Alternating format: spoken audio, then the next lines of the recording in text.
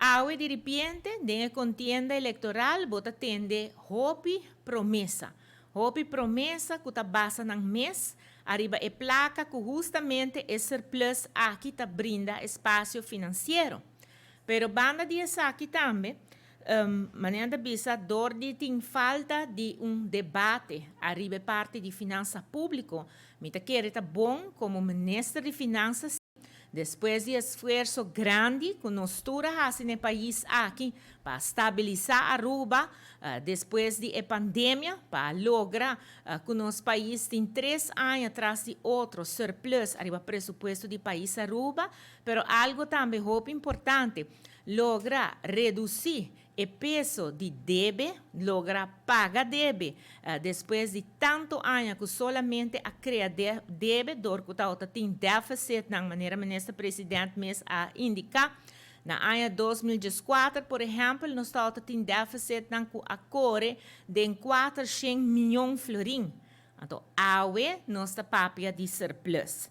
Pero pensei, me quero mostrar o gráfico que não, com o débito de Aruba a guardo reduzir.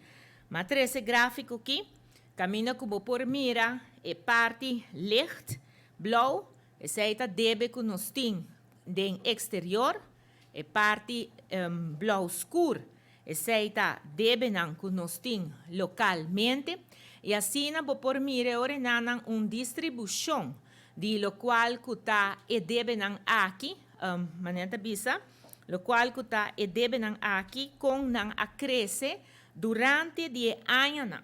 Arriba tem linha e a linha aí está representar o peso de debe aí arriba a comunidade.